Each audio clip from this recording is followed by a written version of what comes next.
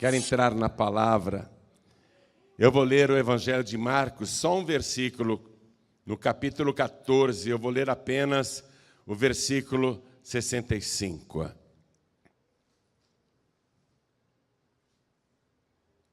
Evangelho de Marcos, capítulo 14, versículo 65.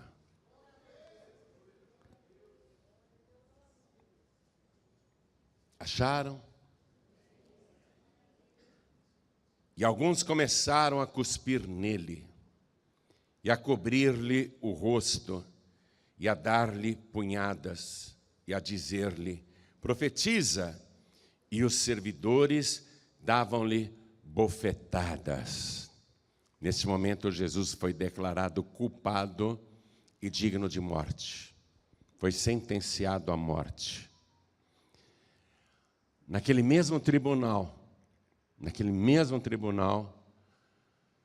ao verem que Jesus tinha sido condenado, todos cercaram o Senhor e começaram a cuspir no seu rosto, escarrar no seu rosto. E Jesus está com as mãos para trás, amarrado, e continua levando cuspidas. Aí alguém mais ousado vem e dá-lhe um soco, um murro. E outro, vendo que não houve reação de Jesus, vem com covardia e dá também um soco no rosto de Jesus. E outros vão se animando e chegam perto, também querem dar um soco. O que foi que esse homem fez para ser tão odiado e apanhar no tribunal, na frente dos juízes? E os próprios juízes cuspiam nele. E mais pessoas dando soco. E aí alguém colocou um capuz na sua cabeça. Ele não está enxergando mais nada, aparentemente. Claro que ele sabe de tudo. E com o rosto coberto, ele começa a levar bofetadas de todos os lados, socos. Socos que vêm no ouvido e causam zumbido. Socos que vêm do outro lado nas têmporas e causam tontura. Socos que vêm no queixo e causam até dor de dente.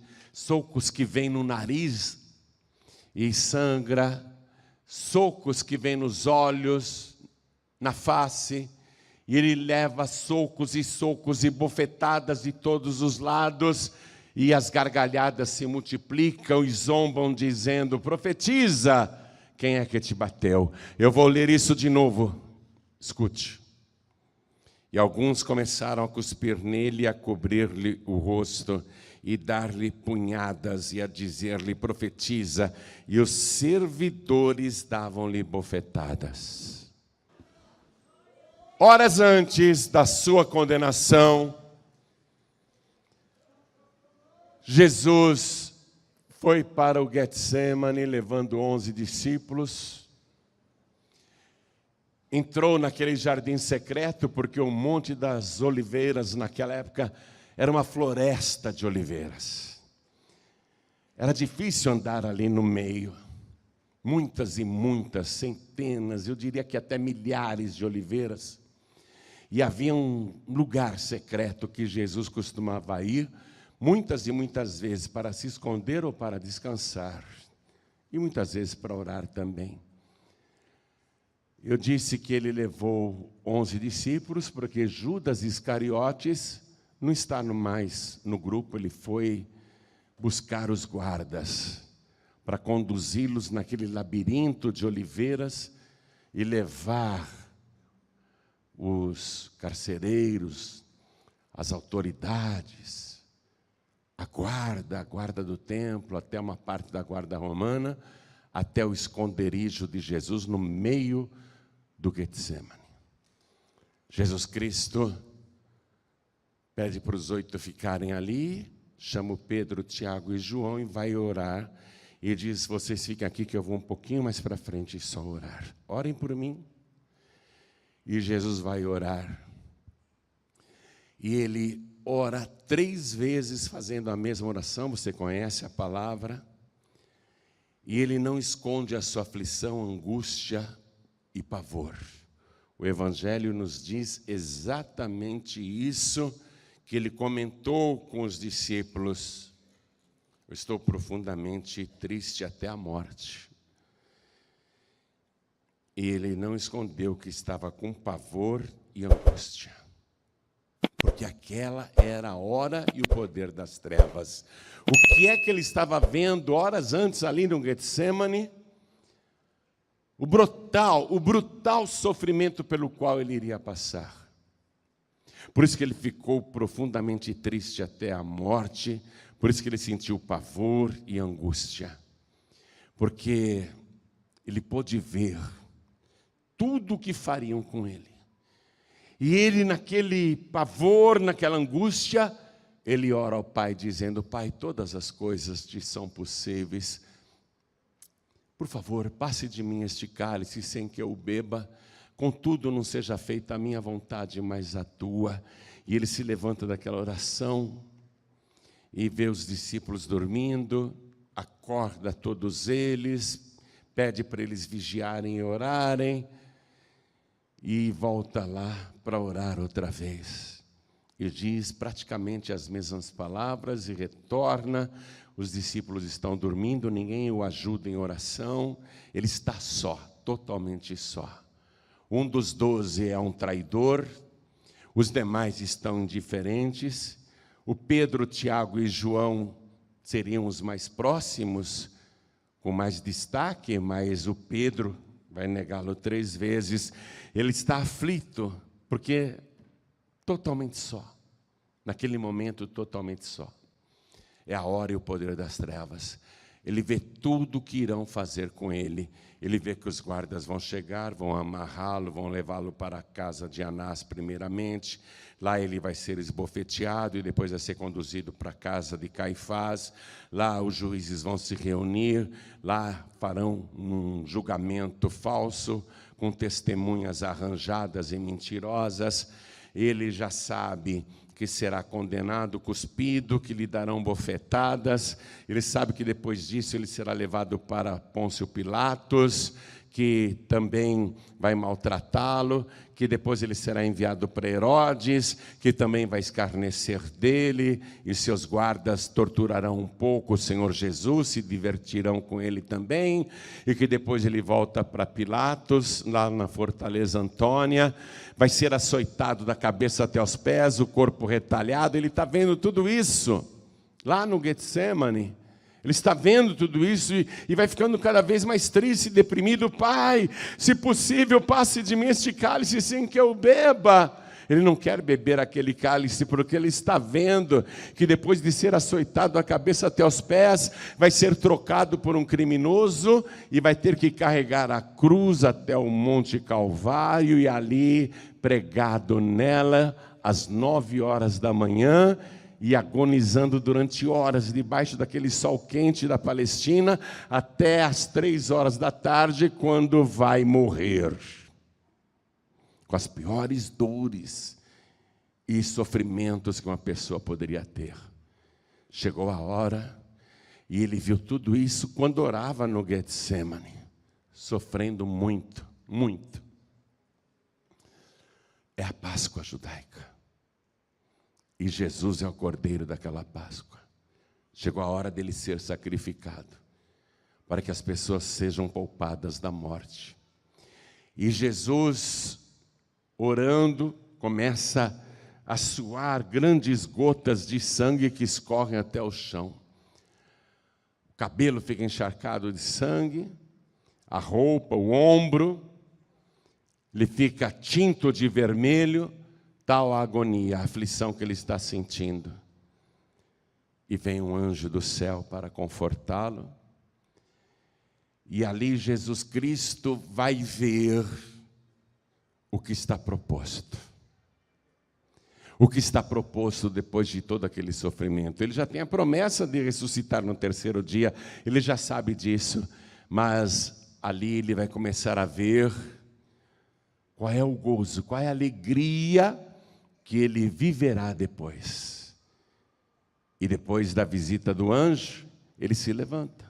Não está mais com taquicardia, nem falta de ar, não sente mais aquela dor no peito, nem aquela sensação de engasgamento, ele não está mais suando, agora ele está tranquilo, tranquilo, e vai ao encontro do traidor. Então ele vai passar por essas fases que eu resumi rapidamente, até chegar a este momento da sua condenação, quando o espancam após a sentença, quando cobrem a sua cabeça, que já está toda cuspida, quando leva socos de todos os lados, mas neste momento, ele está desprezando a afronta. Porque tudo que ele vai passar é horrível, é terrível, é por nós, é injusto. Mas a palavra diz que morre o justo pelos injustos para levar-nos a Deus. É injusto tudo o que está acontecendo com ele, mas ele despreza todas as afrontas e suporta a cruz por causa do gozo que lhe estava proposto. Depois daquele sofrimento, depois da sua ressurreição, agora ele já sabe tudo o que vai acontecer na sequência. É por isso que ele se fortalece. É por isso que ele não murmura. É por isso que ele não reclama. É por isso que ele aguenta tudo de cabeça erguida, com dignidade, sem xingar ninguém, sem ofender ninguém, sem desforrar, sem ameaçar ninguém. Ele suporta tudo, porque ele sabe o que vai acontecer depois. E o que vai acontecer depois é compensador demais, é muito maravilhoso. É maravilhoso, muito maravilhoso. Está profetizado no livro do profeta Daniel, no capítulo 7, versículo 13, 530 anos antes disso acontecer. A profecia diz respeito a ele, e é disso que ele tem conhecimento total agora. Vá comigo até lá. Profeta Daniel, que na época estava com cerca de 80 anos de idade, um homem de Deus, ele viu o que Jesus também agora vê. E Daniel escreveu assim: eu estava olhando nas minhas visões da noite, e eis que vinha nas nuvens do céu um como o filho do homem, e dirigiu-se ao ancião de dias, e o fizeram chegar até ele. E foi-lhe dado o domínio, e a honra, e o reino, para que todos os povos, nações e línguas o servissem. O seu domínio é um domínio eterno, que não passará, e o seu reino, o único, que não será destruído. É para ele essa profecia. É isso que ele sabe. É isso que faz Jesus suportar todas aquelas afrontas. Ele está alegre, sofrendo, mas feliz, por causa do que está proposto depois. E ele estava ansioso para contar o que ele sabia. E ele contou justamente para o juiz daquele tribunal, o relator, o que presidia tudo, o sumo sacerdote Caifás. Jesus não aguentou e contou para o Caifás. Quando Caifás, desesperado, não tendo como condenar Jesus, disse: eu te conjuro que nos diga, te conjuro pelo Deus vivo, nos diga se tu és o Filho de Deus. E aqui eu vou ler para você, no Evangelho de Marcos, capítulo 14, versículo 62. Jesus estava muito feliz e queria contar isso. Foi isso que ele viu. E Jesus disse-lhe: ó, eu sou, e vereis o Filho do Homem assentada à direita do Todo-Poderoso e vindo sobre as nuvens do céu. Aqui eu estou preso, eu estou amarrado, eu estou imobilizado, mas muito breve todos irão ver a minha glória.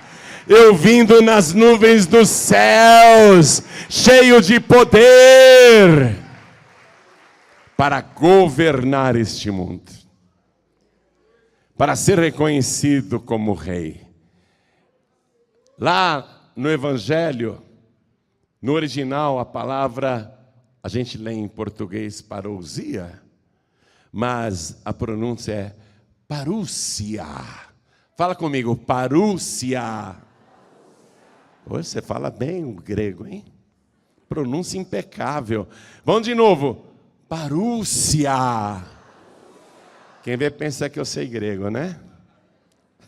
Eu sei meia dúzia de palavras. Sabe o que quer dizer parúcia? Sabe o que quer dizer parúcia? Presença. Vai acontecer a presença do Senhor. E vai ser cheio de poder e glória, vindo com milhões e milhões de seus anjos, e sobre as nuvens dos céus, com poder extraordinário. E esse dia, igreja, está mais perto do que nunca. Nós somos uma geração privilegiada. O que nos aguarda depois das lutas desta vida é glorioso demais, e eu me alegro com isso. Pode vir a luta que for, a tribulação que for, o tormento que for, a perseguição que for, ninguém tira a nossa alegria. O rei está chegando. A parúcia, a presença dele. Vá comigo no livro de Apocalipse, capítulo 19, versículo 11. Outro idoso, a exemplo do idoso Daniel.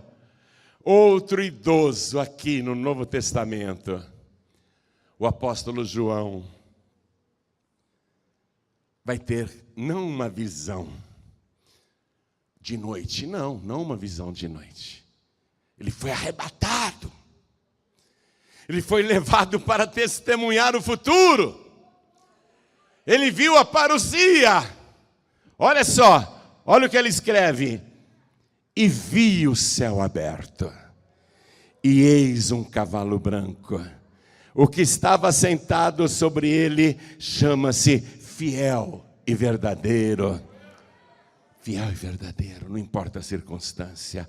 Fiel e verdadeiro, não importa o que esteja acontecendo. Sempre fiel e verdadeiro. E julga e peleja com justiça. E os seus olhos eram como chama de fogo, e sobre a sua cabeça havia muitos diademas. E tinha um nome escrito que ninguém sabia senão ele mesmo. E estava vestido de uma veste salpicada de sangue, e o nome pelo qual se chama é a Palavra de Deus. E seguiam-no os exércitos que há no céu, em cavalos brancos e vestidos de linho fino, branco e puro. E da sua boca saía uma aguda espada para ferir com ela as nações.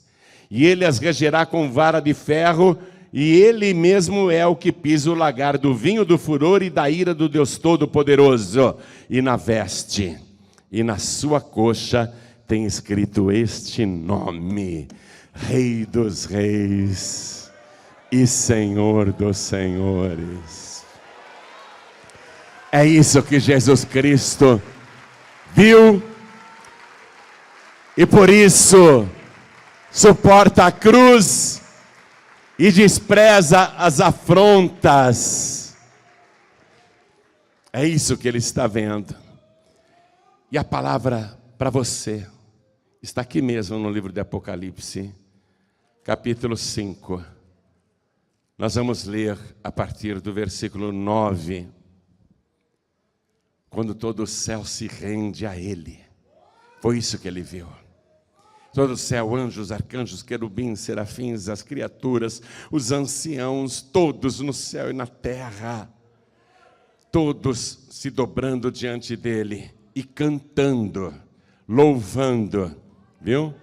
E cantavam um novo cântico, dizendo: digno és de tomar o livro e de abrir os seus selos, porque foste morto, e com teu sangue compraste para Deus homens de toda tribo e língua e povo e nação, e para o nosso Deus os fizeste reis e sacerdotes, e eles reinarão sobre a terra.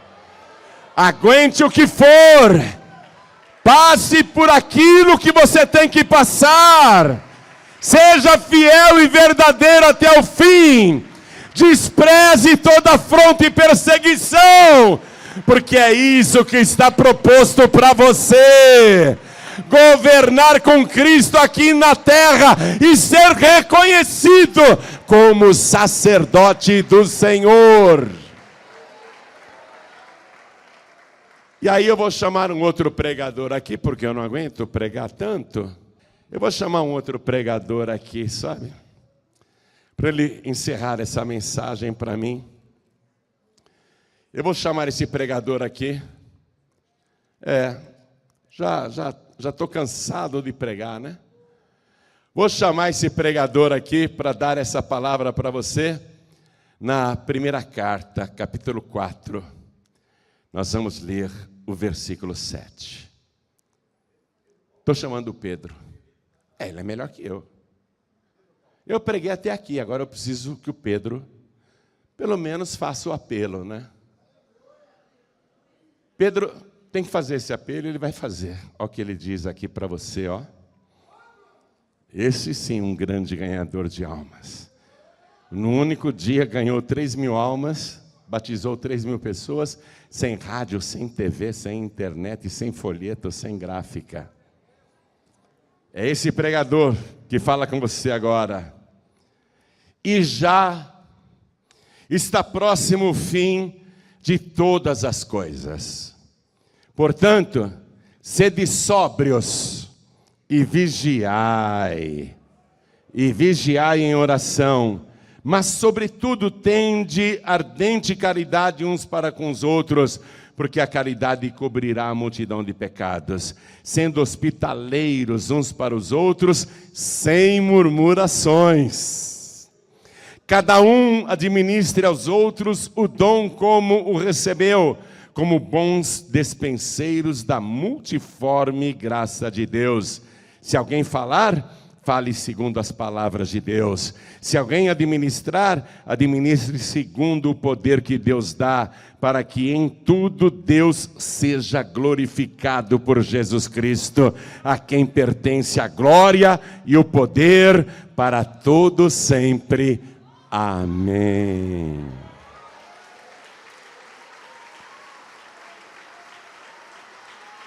A parúcia, a presença já está bem próxima.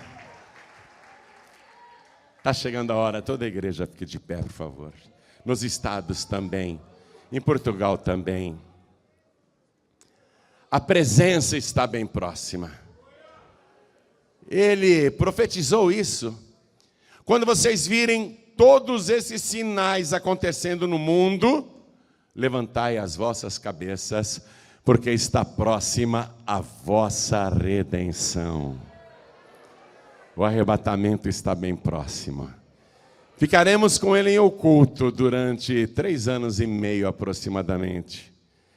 E depois viremos na parúcia, quando ele vai derrotar o anticristo, a besta e o falso profeta. Porém, antes que aconteça o arrebatamento, é necessário a apostasia da fé. Você já viu, pastor, como que está o mundo? Hein, pastor Luciano?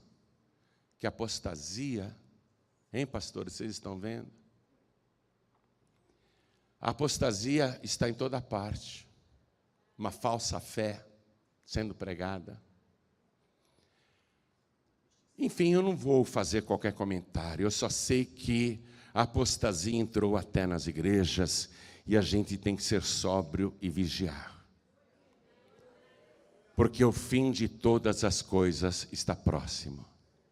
O fim da era da graça, o começo da grande tribulação e o reinado do anticristo, o arrebatamento dos salvos. Ficaremos em festa meia semana de anos, mas depois voltaremos com ele. Vai derrotar o anticristo, a besta, o falso profeta, vai enjaular Satanás e aprisioná-lo durante 1000 anos, vai jogar a jaula no abismo, o Satanás não poderá sair dali. Imagine esse planeta sem a atuação dos demônios. Imagine este planeta sem a atuação e a influência de espíritos malignos. E o que é melhor de tudo, o grande rei, o Rei dos Reis, o Senhor dos Senhores, governando esse planeta por 1000 anos. E você com ele, aguenta firme. Falta pouco. Aguenta firme. Atenção, é esse gozo, é essa alegria que está proposta para você. Se você for fiel e verdadeiro até o fim. Não um falso cristão, não um falso membro, não um falso obreiro, não um falso pastor, não um falso evangelista, não uma pessoa que vive na falsidade, na vida dupla e na aparência, não. O gozo que está proposto a você, se você for fiel e verdadeiro, é muito grande. É grande demais. Você tem que aguentar firme, falta pouco. O pregador Pedro está lembrando, e já está próximo o fim de todas as coisas. Portanto, sede sóbrios e vigiai em oração. Sede sóbrios, isto é, não perde a cabeça não faça loucuras, não enfie os pés pelas mãos, não se precipite, não faça besteira, seja sóbrio, vigia, porque está próximo o fim de todas as coisas. Eu estou alegre, estou muito feliz, estou muito contente, muito feliz, estou muito contente, eu estou muito feliz. João Henrique, mas você está cheio de problemas aí na obra, passando tanta luta. Eu não estou sabendo, não. Não estou sabendo.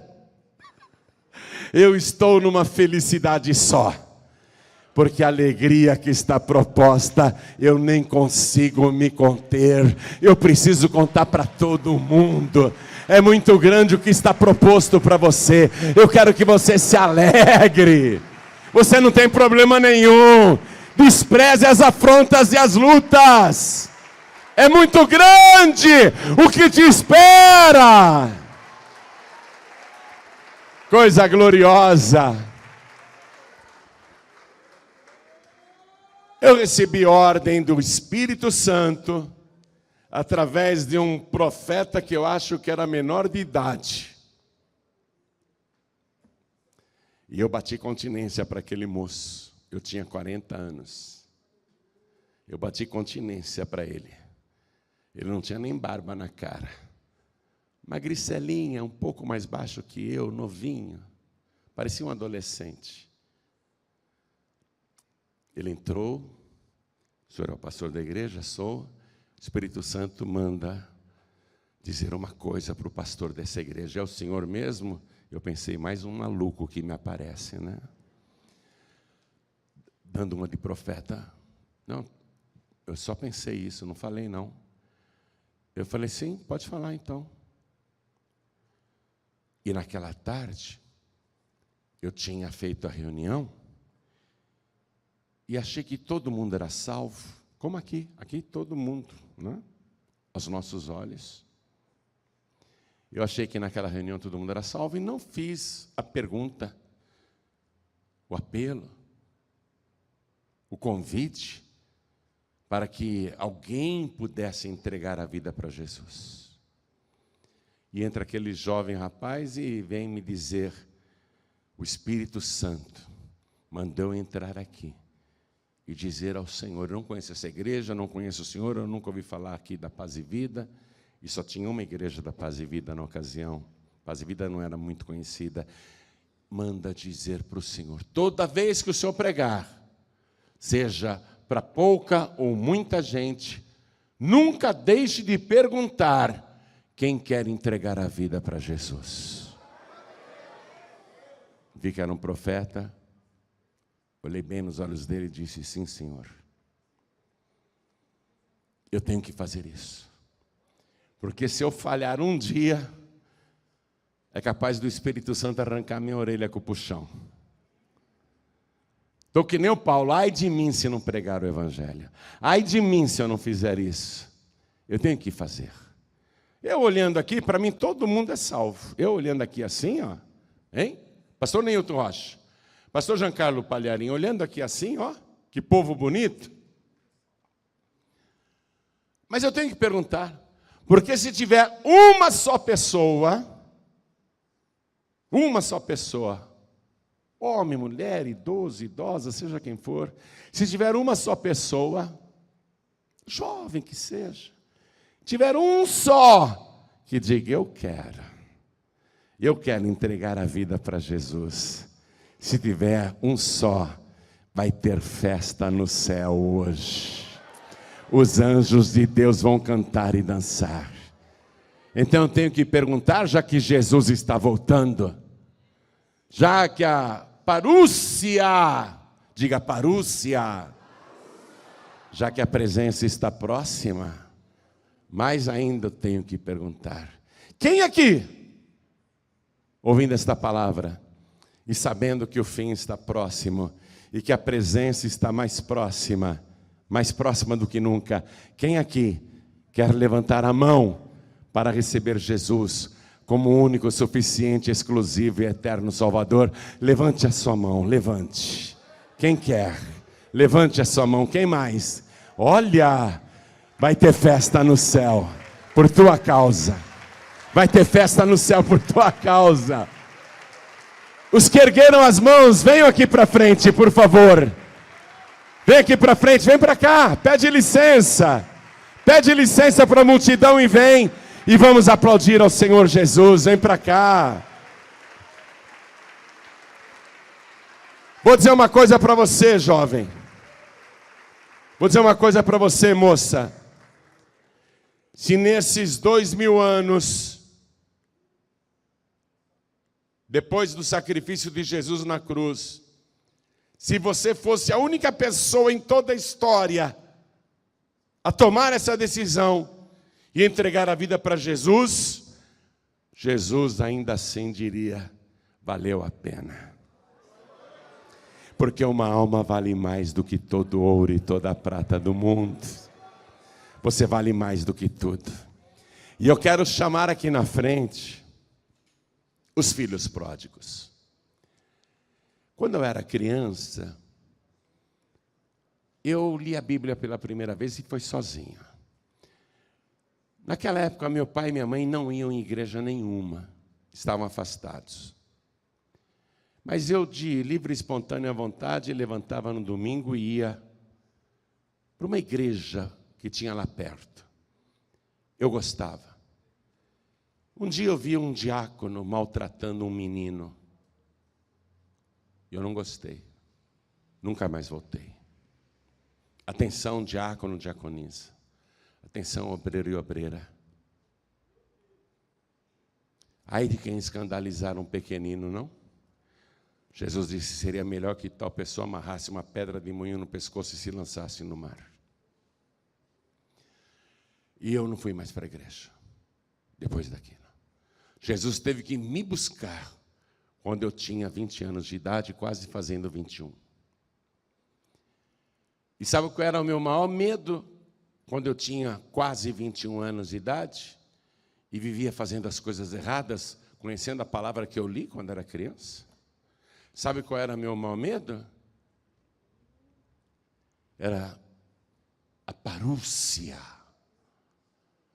Era a volta de Jesus. Eu estava lá com os maloqueiros, com os maus elementos, com gente que não prestava, e eu olhava para as estrelas e pensava: se Jesus voltar agora, eu estou perdido. Eu estou perdido. Só que hoje, mais do que naquela época,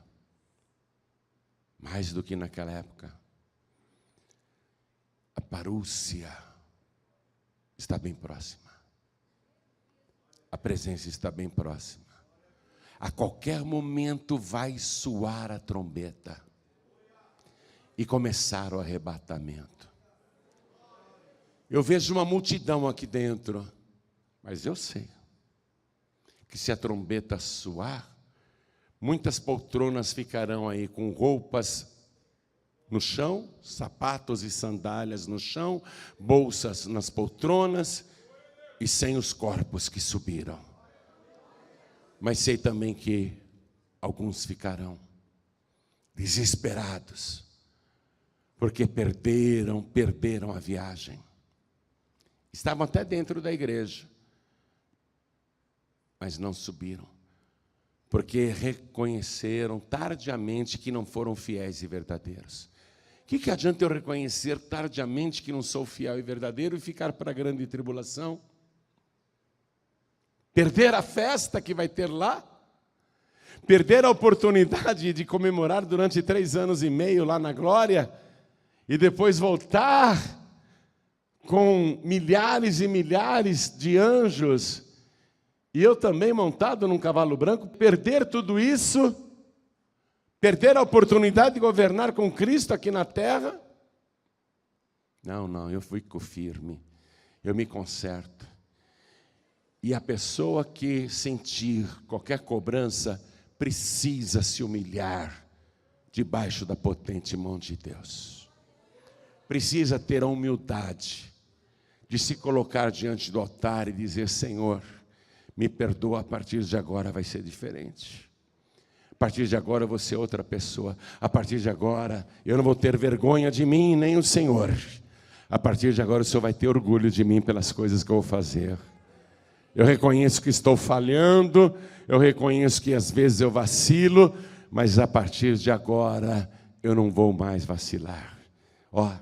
Isso é com você? Seja humilde, vem aqui para frente, que nós vamos orar. Vem para cá, é com você isso? Não tenha vergonha não, está precisando que eu puxe? Eu puxo, eu sou pescador, eu estou puxando a linha, esse peixe vai sair do mar e vai entrar no rio da água da vida. Vem, e vamos aplaudir mais ao Senhor. Nos estados a mesma coisa, em Portugal eu quero a mesma coisa. A parúcia está próxima, a presença está próxima. Vamos consertar a nossa vida. Pastor, eu quero fortalecimento na minha fé, eu quero ser mais forte a partir de agora, eu quero mais poder, não estou contente do jeito que eu estou fazendo, eu quero mais de Deus. Vem aqui para frente também, em nome de Jesus, vem para cá. Eu também estou aqui na frente, porque eu também quero mais de Deus. É tão maravilhoso o que está nos aguardando para o futuro, que vale a pena a gente querer mais, vale a pena a gente buscar mais, vale a pena a gente ser sóbrio, não fazer besteira, não cometer loucuras e vigiar com oração. Aliás, o que Pedro escreveu, e eu li para você, não foi o que Jesus falou para ele lá no Getsemane? Pedro, acorda, vigiai e orai. O espírito está pronto, mas a carne é fraca. Pedro não esqueceu o que Jesus disse, por isso que ele repetiu aqui: sede sóbrios e vigiai. Porque Jesus falou isso para ele. Ser sóbrio e vigiar. Amém? como eu quero que você aguente firme pela alegria que está proposta pelo Senhor para a tua vida. Como eu quero. Você vai vibrar. Você vai falar, não sabia que era tão bom. Não sabia que era tão maravilhoso. E é. Todos os estados também vieram para frente. Então agora, vamos nos ajoelhar diante do altar. A igreja continue de pé, por favor.